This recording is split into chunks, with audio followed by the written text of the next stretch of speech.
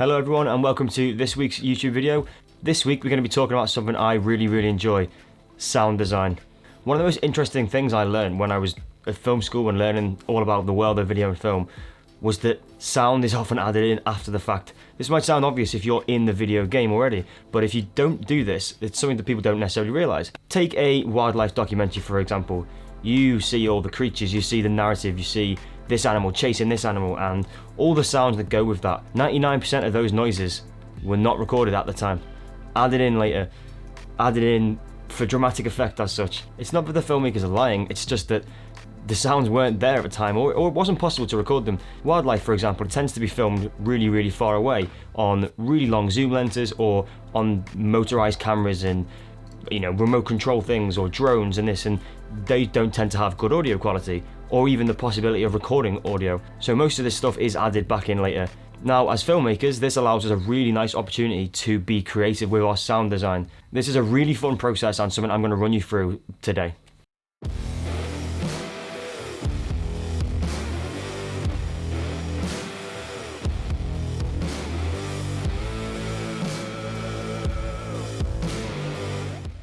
So to start off this project, I've been out and about with the camera this morning, filming some wildlife-ish video. I managed to find some ducks by a nice little lake, and here's the footage we got from that day. So to start with, I'm just going to drop all this footage into Premiere, make sure it's organised. As always, you want to have a nice clean project that's really easy to work out where everything is. This is only going to speed you up later and make this process much simpler. Once you've got all your footage inside Premiere, we're going to start dropping clips onto the timeline and build up our edits.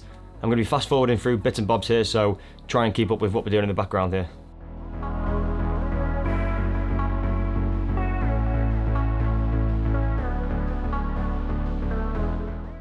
Okay, so once we've got a timeline and we've got some clips in order, in a nice sequence that we think is going to look nice visually, it's time to start thinking about the audio. Now, a lot of the times in the past, when I was learning video and when I was sort of gaining this experience, what I would just do here was just drop a piece of music in. Now, this is an option that does work, and it's not that you can't do this, and it's not that we won't do this later anyway, but by starting with just a music track, sometimes your videos feel a little bit empty. It's really simple to drop a track into video, and I think subconsciously we know this when we're watching them. So just that audio isn't always what we need. It isn't always going to give the best overall impression. Now, as I mentioned before with the wildlife stuff, what we really want to achieve here is the feel that this was recorded at the time. If our video feels like this is just what we got on the day, fantastic. Of course, it isn't going to be 99% of the time, but no one else is going to know that, and really that's just not how things are done. So if you can get as close as possible to a level where the audience just thinks, fantastic, this is the recording, this is what it sounded like there and then, great, you've done your job. Okay, so let's have a look at our timeline now. We've got this nice edit sequence here, just a few of these clips. We've got some close-ups of the ducks, we've got some wide shots of the lake, and this sequence is sort of just going to flick back and forth between the two. Now, this is only going to be a quick sequence, so this is a fairly simple task. What we now need to do is find some sound effects. Now, for the second week running, I don't want to sound like I'm plugging the service because I'm not being paid to do this, unfortunately, but Epidemic Sound, the audio service I subscribe to, does have a fantastic sound effect library, so for me, that's where I'm going to start. If you're not subscribed to something like Epidemic, there are lots of free sites online. There's literally one called Freesound, Zap Splat Sound. There's various things that are going to give you decent quality sound effects. Now, something to really watch out for here is it does need to be good quality. The recording itself needs to sound real. There's a lot of sound effects online that are very comical, very sort of cheesy, and if that's the style you're going for, of course that's fine, but with this, with a nice bit of footage, we want a realistic sounding audio track to go with it. Okay, so I'm going to search for, first, some wildlife ambient backgrounds. I'm going to type in things like pond, lake, nature, and we're just going to see what sort of sound effects we can find.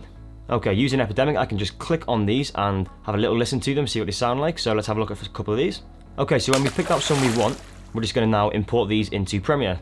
Now, there's two ways of doing this. Same as with your footage, you can either just drag and drop it straight into Premiere, or you can right-click, import. Fun fact for you, I can't right-click and import because it crashes my computer.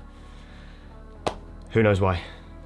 Okay, so we've now got a few of these sound effects inside Premiere, and we're going to start dragging these onto our timeline in a place where they feel relevant. So what I like to start with is maybe an ambient track. So if we click on this one here and drag this onto the whole clip, as it's a bit longer, we can then sort of settle this down next to the entire piece. Now, there's a bit of debate online as to whether tracks like this should underpin the entire sequence or whether or not they should sort of cut and change between each shot. Now, as I said before, if you're trying to be realistic to your footage, all the audio would sound different. Every time you move a camera, every time you're in a different spot, the audio is going to be different. However, if you go and watch a David Attenborough documentary, you do tend to hear these kind of soundscapes that kind of sit underneath a sequence. So I'm perfectly happy with just dropping that in and letting that go underneath that. Okay, so now that's in our timeline, we're just going to leave that there. We're going to start building on that. We're going to come back to the levels later. That's where it really starts to get more creative, when we're playing with the audio levels to make this stuff sound like it's all there and it all fits together. Okay, so we've got the ambient track in. We're now going to drop a few of these specific sound effects in. So I've got this track here of the ducks, and we're going to drop that in when the ducks pop up. Now, like I said before, with the levels, at first glance, this is going to sound a bit over the top. We're going to play with that later to make it all a bit more subtle and all feel more realistic. Okay, so I've now got an ambient background, some ducks, and maybe now I need the sound of the water.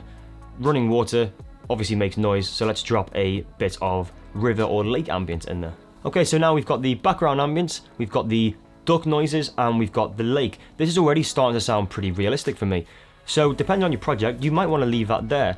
For this one, as it's only a short example and I don't want to go too in depth into these sound effects, we're going to move on from that and we're going to go and have a look at the audio levels. So we switch tabs here, we go over to the audio track, and then we're going to pull up clip track mixer. Now the difference between the clip mixer and the track mixer, if it's not clear, is that the track is going to be your entire audio track. So A1, A2, A3, you can mix those levels. If you have a different type of audio on each track, that is a way of doing it. But for something like this, I'm going to do it in the clip mixer so we can actually affect every single clip that comes along. For me, on a sequence that's quite small like this, that's a nice way of doing it. If you're working on a bigger project or a film or a longer sequence, you might want to start putting these into actual layers. You might want to have all your sound effects on layers 5 to 10 and all your ambient tracks on 10 to 12, and then you can start maybe doing it via the track mixer.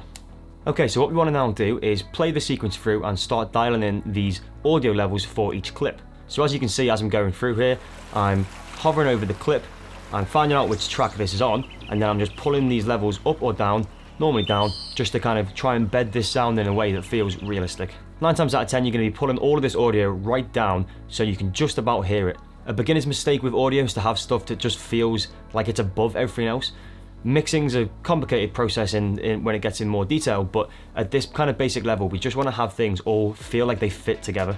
Nothing wants to stand out too much, nothing wants to kind of be glaringly loud and above everything else. We're also trying to line up what happens in our audio to what happens in our video. Again, this sounds obvious, but with these ducks, for example, if the duck comes on screen and we hear the duck quacking, but the duck isn't making a noise in the video, then it's going to feel out of place and unrealistic instantly. So we just need to try and line things up in a way that feels natural. Okay, so as you can see, I'm just having a quick play around here, moving a few of these bits and bobs just to kind of make this feel a bit more settled, and then we should quickly enough have a decent end result. So let's take a look at this final sequence now.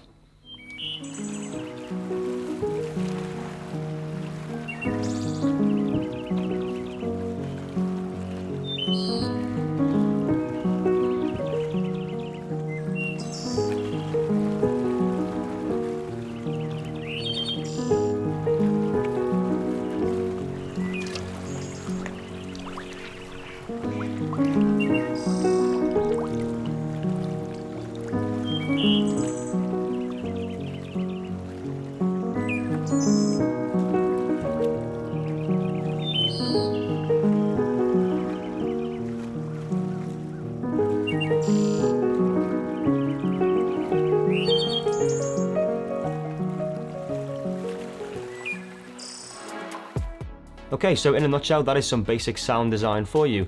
All we've really done is picked some sounds off a library. You want to make sure they're good quality sounds, drop them into Premiere, and then just had a little play around with where the clips are, how loud they are more importantly, and just trying to achieve a natural, realistic feel.